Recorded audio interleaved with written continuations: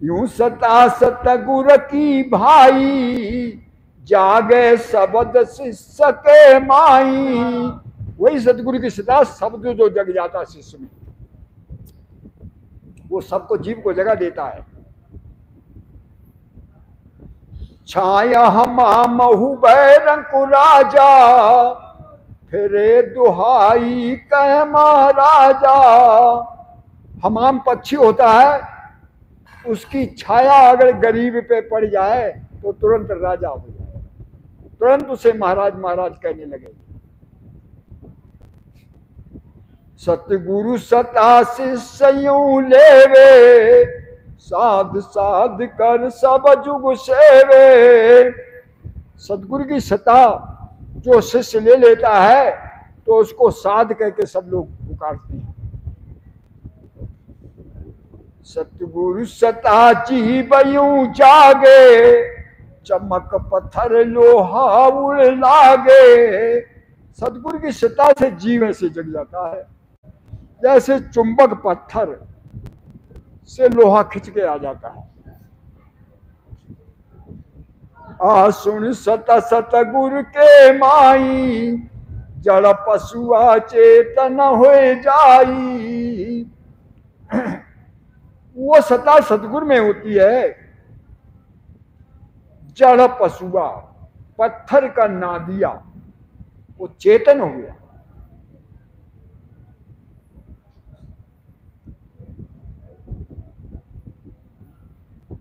वो चेतन कैसे हो गया? तुलसीदास को हत्या लग गई, गौ मर गई, तो सब ब्राह्मणों ने कहा भाई तुम भीख मांगो जाकर और नीम सार जाओ। तो सबसे,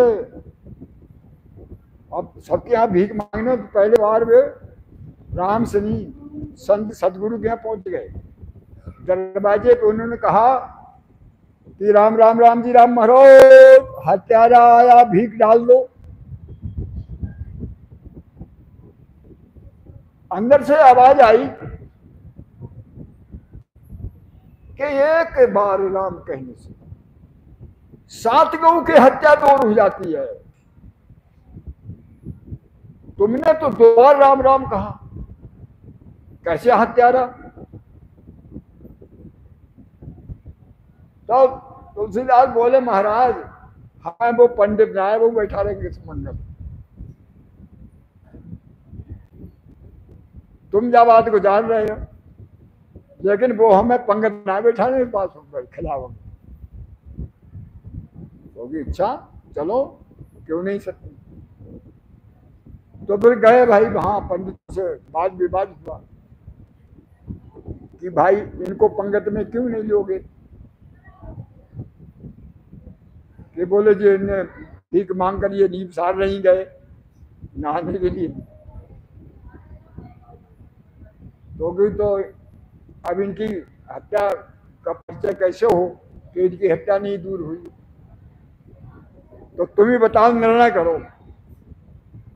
तो उन्होंने निर्णय किया कि मंदिर में जो शंकर का नादिया है पत्थर का, अगर ये इनके हाथ से गिरास ले ले तो हम समझ लेंगे हत्या दूर हो गई। तो वो संत सदगुरु बोले ये तो अच्छा रहा, चेतन गाय कोई कोई खाती है कोई नहीं खाती है, कहा मतलब ना खाए मुंह ला लिए तो ये ना मानेंगे।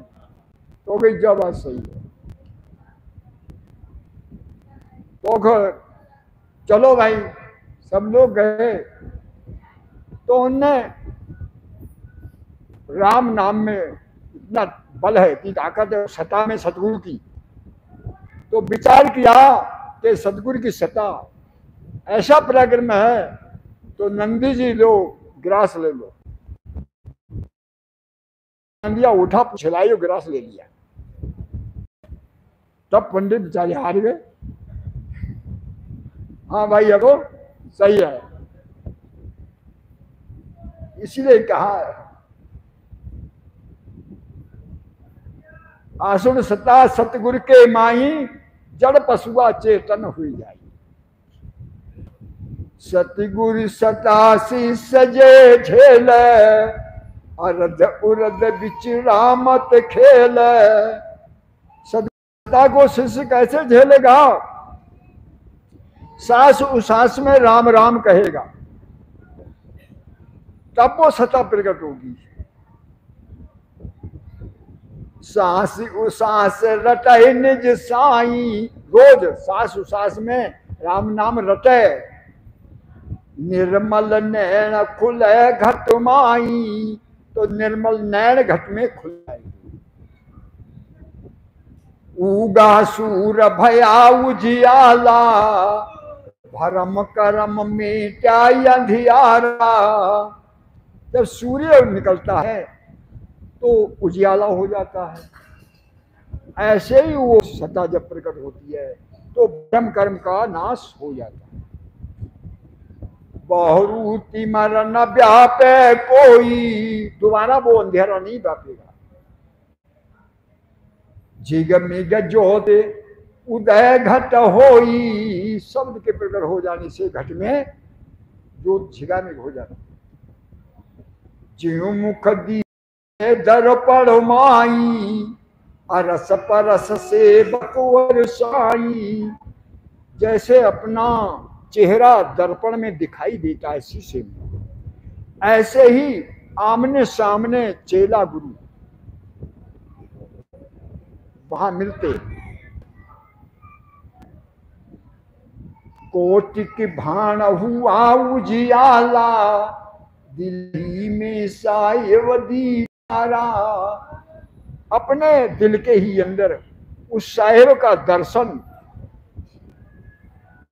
आमने सामने, जैसे कोटान सूर्य हो इतना उजाला, इतना प्रकाश।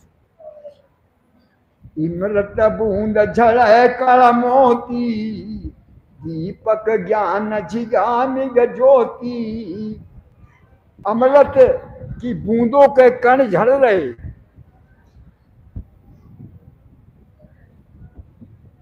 और दीपक काहे का है का।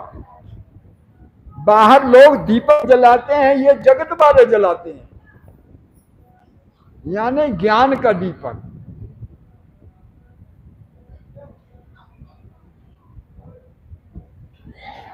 मन वो चमर करे मन माही, मन चमर करता, चमर ढोड़ता है वो सता। जहां देखूं जहां सतगुरु साईं, जहां देखता हूं वहां सतगुरु साईं मौजूद है। सतगुरु जी की मैं बल जाई, ऐसो भेद दियो मुझुआई।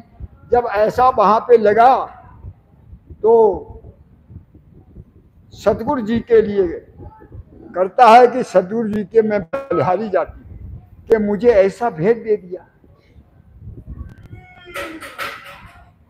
तन देवल बिची आत्म देवा, निर्गुण भक्त भजन ये भेबा।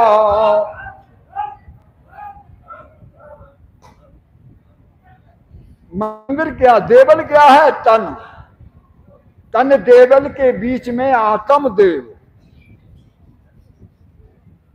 यही निर्गुण भक्ति का भेद है।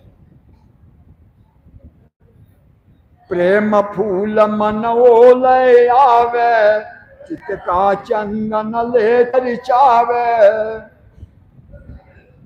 मन काय के फूल प्रेम, यानी प्रेम उमड़ गया, और चित्त लगाकर उसमें धुन लगी है। चित्त का चंदन, चंदन का मतलब चित्त लग जाना उसमें, शब्द में सुरती। सेवा बंदन आरत की जय, यही सेवा वंदना, ऐसी आरत करिए। तन मन बार यमी रस पी जय, तन मन को अर्पण करके तब अमृत पियो। सुरती सेवक निज मन माला, वहां पे सेवक कौन है? सुरती। निज मन है वो माला। भाव का भोजन सरब रसाला, भोजन भाव का होता है जिसमें सारे रस होते हैं। आन जार को मानने वाला उसका भाव आन का होता है, उसमें रस नहीं होता है। जो राम नाम सत्य को लेने वाला है उसका भाव सद्गुरु के लिए राम को अर्पण किया जाता, भोजन उसका भाव राम में होता। तो अलग अलग भोजन का भाव, भोजन भाव भक्त सुझ कीजिए। अच्छा भोजन, अच्छे भाव का भोजन खाओगे तो भक्ति होगी, बढ़ेगी। और कुभाव आन के भाव को खाओगे तो भक्ति पीछे हट जाएगी, भक्ति नहीं लगेगी, भजन नहीं लगेगा।